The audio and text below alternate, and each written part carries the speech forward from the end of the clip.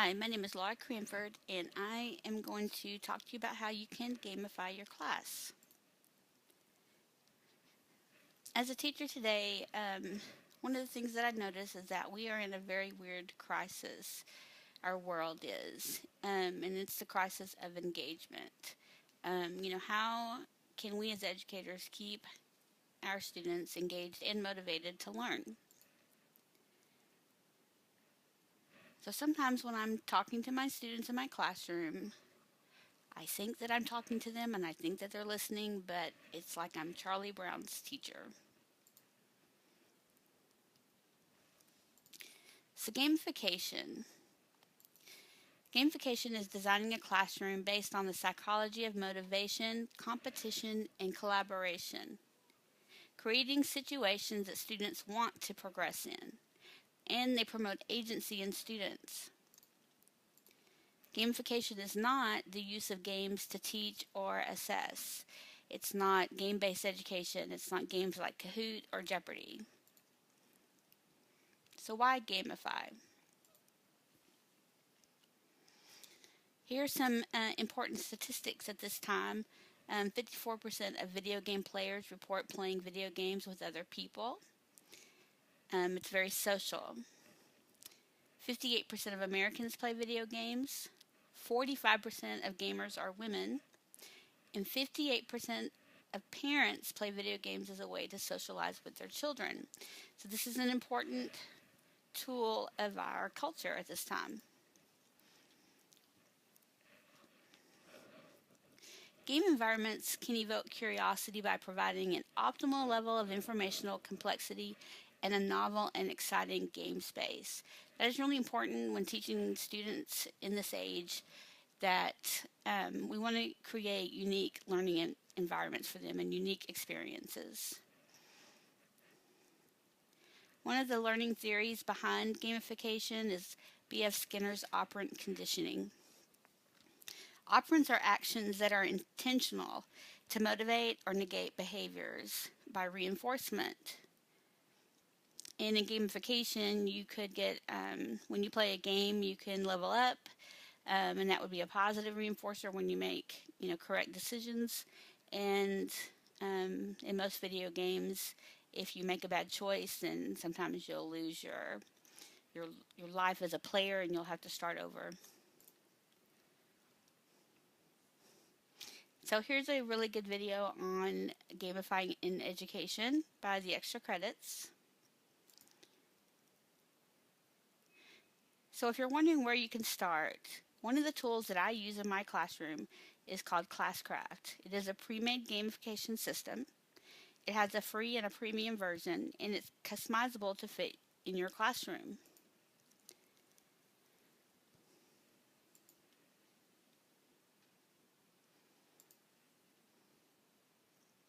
So when I set up my classcraft game with my students, every student that wishes to participate, and I call this the adventure mode in my classroom, but every student who wishes to participate in the adventure mode of the class, they will sign this hero pact. And this shows a commitment to following all the rules of the game. Ms. Cranford, that is me. I'm the game master. I have ultimate control over the game, and I decide when to award XP and when to subtract health points. So one of the things you talk to the students about is that there's 3 classes. There's healers, mages, and warriors. And they all have special abilities. And you want to put your teams together so that your abilities work together in the best collaborative way. So 4 main stats that each of the players will have is XP, HP, AP, and GP. XP is experience points. These are the points that students earn through academic or behavior that they level up. HP is their health. Health points are what you take away for behaviors that are less than desirable. AP are action points, and these are spent on the powers within their classes.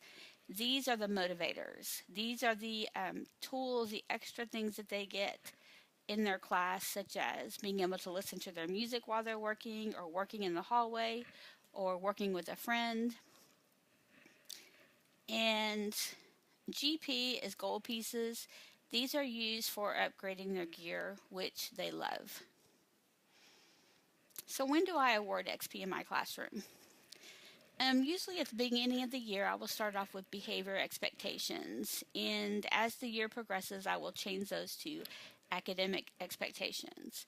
And so a lot of the behaviors that I wish to see in my class, such as being prepared for class or coming in on time, um, making sure their area is clean before they leave, providing evidence to support their thinking. These are things that I want them to do. These are things I want to give them points for, to encourage them to do that over and over. Health points. So when students exhibit negative behaviors, this is when you take away their health points. So arriving late to class, not contributing to group work, making the game master wait to begin class, or interrupting the game master, etc. So what happens when they lose all their health points? When they lose all their health points, they have fallen in battle. And what happens is they can only escape if they perform a consequence given by the game master, and these are randomly generated. These are some of the things that I came up with in my class. As you see that I do have one for a sign-in. So there's 1 out of 7 chance they could get a sign-in. There's 1 out of 7 chance that they can be spared and have no consequence. My favorite is you must stand and salute the game master. For 2 days, whenever you see Miss McKnight, Miss Cranford, whatever the teacher is, you must stand and salute her. So PowerPoints and classes. This is a mage class, and the mages have access to teleporting to sit by a friend or to work outside in the common area or the hallway. And these are the healers. Healers can save their team from damage by providing healing spells. So if they're losing their health points, their teammates can actually give them some healing to help them not to fall in battle. They have access to class notes for exams, and they have access to listening to music during class. Warriors. The warriors are the protectors. They take damage for the group. They have access to hints from the game master during exams, and an extra day on assignments for team members in distress who did not get their work done. So like I said, I continue to evolve behavior rewards and extend them to academic skills so that I can use this all year long. And this works best if you continually evolve it and grow it.